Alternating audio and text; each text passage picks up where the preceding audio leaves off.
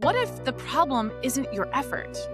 The problem is actually misdiagnosis. Clutter isn't the problem, it's actually a symptom. This isn't about fixing your house, it's about understanding why your house reflects how you're coping and what you're having to cope with. And what I want you to hear is this: your clutter, it has a pattern, and we named some of them here. And that pattern is trying to tell you something about what you need. Progress isn't measured by how much you cleared, it's measured by how much clearer you feel. Well, hey friend, welcome today. I am Jennifer Roskamp, and if clutter has become a problem for you for years, maybe even decades, this is going to be an episode for you. So here's what I know about most of the women who are probably listening right now. You've tried the decluttering weekends, you've bought the programs, you've bought the baskets and the bins, you've summoned the motivation, and yet the clutter remains, or the clutter keeps coming back. And so let me say something that might feel a little bit like relief to you. What if the problem isn't your effort? The problem is actually misdiagnosis. What if clutter isn't about being messy? What if it's not about discipline or laziness or not working hard enough? What if the clutter is just actually communicating something and we've just been too busy trying to make it go away to actually listen? Well, that's what we're talking about today. We're going to decode what your clutter is trying to tell you. And by the end of our time here together, you're going to understand why traditional decluttering advice hasn't worked and what you can do instead to actually solve the problem. And with that, let's get started.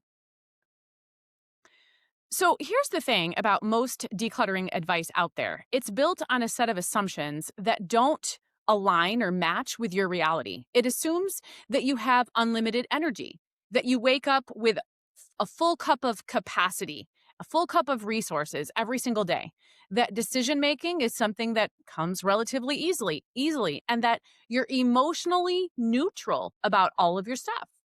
But most women, especially most midlife women, we have none of those things. We're running on fumes half the time. We've got decision fatigue before breakfast is over. And our stuff, well, it's loaded with emotion and guilt and obligation and memories and fears. Every single item in that pile has a story attached to it. And those stories are heavy and we feel them deeply. And so when decluttering advice tells you to just start or set a timer or do a little every day or just push harder, it's not addressing the real problem. It's honestly just creating more shame. And so let me be clear here. If clutter advice worked on willpower alone, you wouldn't still be struggling. If willpower is all you needed, this would be done and over with. But here's what I see happen over and over again. A woman decides that she's finally going to deal with the clutter. And so she carves out time on a Saturday. She's motivated. She's ready. She opens the first drawer or closet, and within 10 minutes, she's overwhelmed. Because it's not just stuff, it's decisions. And every decision requires emotional bandwidth that she didn't know she needed to show up with that day. And so she stops. She closes the door. She tells herself that she'll try again next weekend. And the cycle continues. The advice isn't wrong because you're doing it wrong. The advice is wrong because it doesn't account for how much you're already carrying. And that's the key insight that I want you to walk away with today. Clutter isn't the problem, it's actually a symptom. It's a symptom of nervous system overload and emotional avoidance and decision fatigue and life moving at a faster pace than you are able to keep up with right now. When we treat clutter like the enemy, we miss what it's actually trying to show us. And so before we can talk about what to do about your clutter, we need to talk about what's underneath it. And that's where my framework comes in. So I work with women through something I call the 4-pillar reset path. And when clutter keeps coming back, no matter how many times you clear it, it's because one or more of these pillars is overloaded. So let me walk you through them briefly because it's the foundation for understanding why your clutter looks the way that it does. So pillar number 1 is self-management. This is about your nervous system, your emotions, your mental capacity. When you're overwhelmed, you're anxious or burned out, clutter accumulates faster than you can process it because your brain is already full. You don't have space to make decisions about what stays and what goes. Pillar number 2 is home and life management. Well, this is about systems and structure. Do you have a place for things? Do you have routines that support maintaining the places in your spaces? Or is everything just kind of floating with no real home? Do you have times planned in to reset your spaces? When this pillar is shaky, even a cleared surface will be cluttered again by the end of the week, maybe even by the end of the day. Pillar 3 is capacity management. This is about time and energy and bandwidth. And if you're already maxed out or running on empty, juggling too much, saying yes to too many things, then you don't have the capacity to maintain order. The clutter isn't a moral failing, it's a capacity issue. And then pillar 4 is alignment. And this is a big one because this is about whether your home actually matches your current season of life. Maybe you're holding on to things from when your kids were little, even though they're teenagers now or adults. Maybe you're keeping stuff because of who you used to be, not who you are today. Maybe you're hanging on to stuff because they were things that you always intended to. You had the best of intentions, but then life showed up and got in the way of those intentions. When your home isn't aligned with your reality, it creates this constant friction. And that friction shows up as clutter. Here's the truth. When clutter keeps coming back, one or more of these pillars is overloaded. And here's what this means for you. It means that dealing with your clutter doesn't start with the stuff, it starts with self-management. And that's why in my brand new clutter sprint, that is what we are doing on day 1. It starts with asking, what's really going on here? It starts by asking, am I overwhelmed? Am I avoiding something? Am I trying to function with zero capacity? Because if you're trying to declutter from a place of burnout or emotional overload, you're just going to end up recreating the same patterns. You're going to clear the surface. It's going to feel amazing for a day, but then it's going to pile up again. This isn't about fixing your house. It's about understanding why your house reflects how you're coping and what you're having to cope with. And once you understand that, everything changes. So here's where it gets really practical. And honestly, this is the part that's going to make you feel seen. I want to introduce you to the concept of clutter languages. You may have heard me talk about them before. If you're in the sprint or you've taken the sprint, you have heard of these before. But here's the idea. Everyone has a default clutter pattern, and usually we have more than one. It's the way that clutter shows up when your capacity is exceeded, when emotions aren't processed, and when decisions just feel too heavy or there's just too many of them. And here's why this matters. If you're using the wrong strategy for your pattern, you're going to stall, you're going to avoid, you're going to quit. It's not going to be possible. But when that strategy matches the pattern, then we can make progress. And more importantly, then the shame drops. Decisions become easier and speed up, and momentum becomes possible. So, as I describe these, I want you to notice what makes you feel exposed in a good way, like, oh, that's me. Now, don't overthink, just notice, and know that you'll probably hear yourself in more than one. But let's run through these super briefly. Number 1 is the guilty keeper. This is the woman who can't get rid of things because of guilt. It's the gift that someone gave her that she never liked. It's the clothes that still have tags on them, but you bought them. It's the craft supplies that you bought with the best of intentions.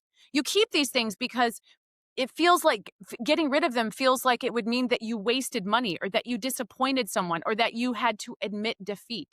Your clutter is full of should haves, and every item is a reminder of who you thought you'd be by now. And if that's you, your clutter is telling you you're carrying too much responsibility for other people's expectations. And you're punishing yourself for not being someone that you were never meant to be or that life didn't allow you to be, at least not yet.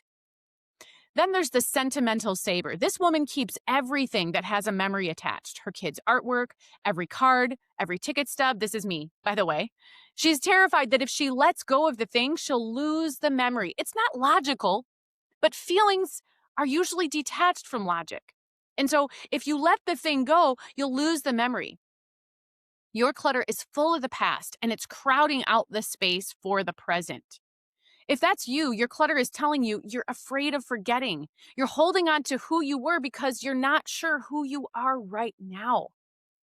Then there's the overwhelmed avoider. And I will say that everyone, when dealing with clutter, every single woman has overwhelm at some point in some way.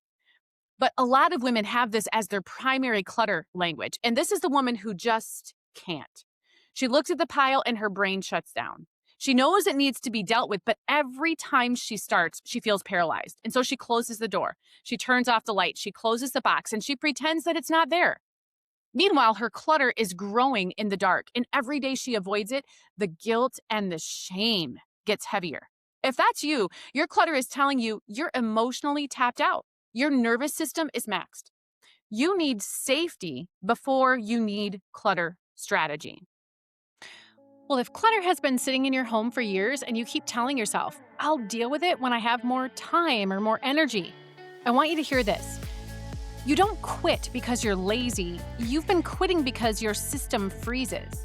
And that's exactly what I'm addressing inside my January Clutter Sprint. And we're doing this together starting January 5th. It's 5 days of simple, structured support that helps you break the quitting pattern before you touch a single thing. We're not about perfection, there's no pressure.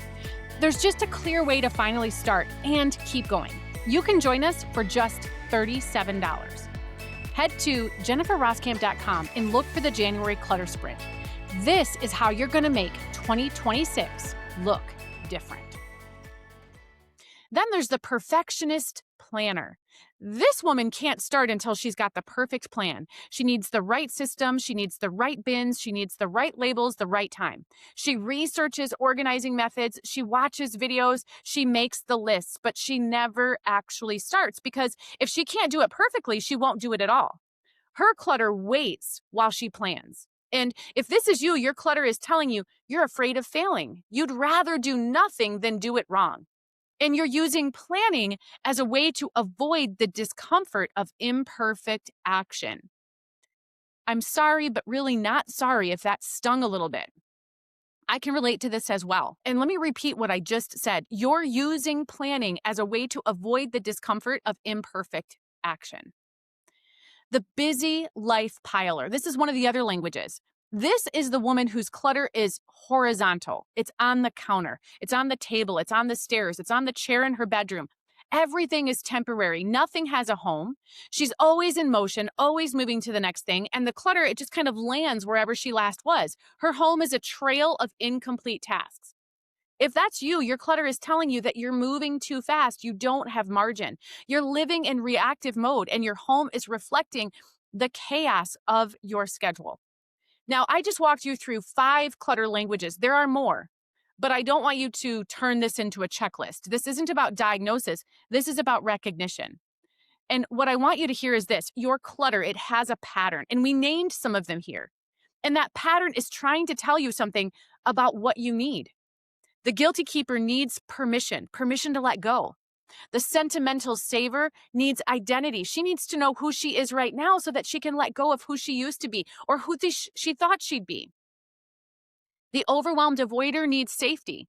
She needs to know that it's okay to start, that it's okay to stop when you're maxed out. The overwhelmed avoider needs to feel like starting is okay, and she's going to be okay at the end of it. The perfectionist planner needs compassion. It is okay. There's not always a right and a wrong. There's often not a right and a wrong. Sometimes we have to get in there and we have to get our feet wet before we can even determine which is the best direction to go, and staying on the starting line because you're trying to figure out what the best or the right way of doing things is. You're forever going to stay on the starting line. And the busy life piler, she needs space. She needs margin. She needs white space in her life. When you start with these concepts, when you start with learning about what it is you actually need, when you address the need underneath the clutter, the physical clearing becomes so much easier.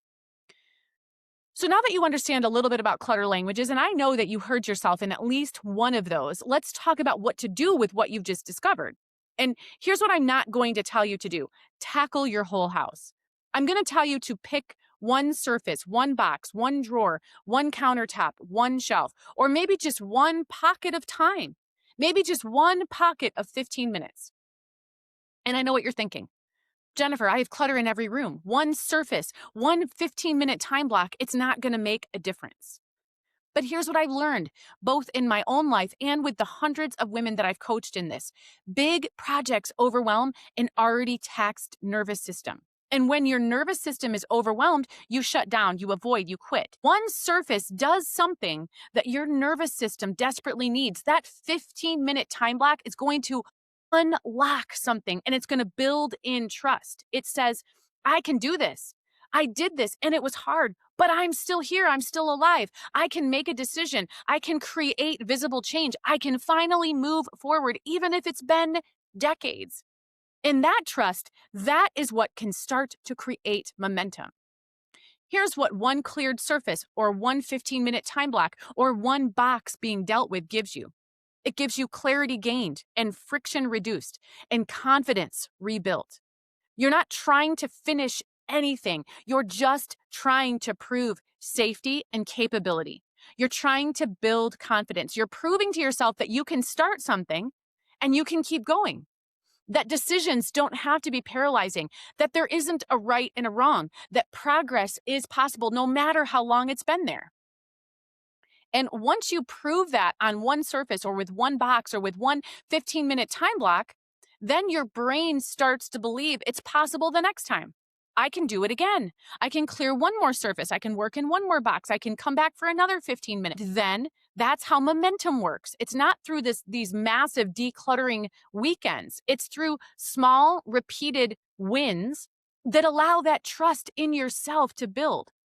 So here's what I want you to do after you're done listening today. Pick one surface, not a whole room. Pick one box, not a whole closet. Pick one 15-minute time block, not just I'm going to just start decluttering. You need to have a time container. You need to have a very contained plan for how long you're going to work, whether that's a box, a shelf, or a time block. Clear out whatever it is completely, wherever you're working. If it's a box, if it's a bin, if it's a shelf, clear it out completely. You're not just moving stuff around. Make decisions and then step back and notice how it feels, because that feeling, that quiet sense of accomplishment that can be, you can step into that after just 15 minutes. That is visible proof of change. That's what's going to carry you forward. Progress isn't measured by how much you cleared. It's measured by how much clearer you feel.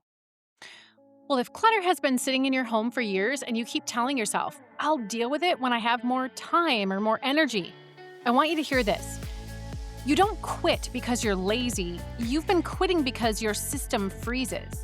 And that's exactly what I'm addressing inside my January Clutter Sprint. And we're doing this together starting January 5th.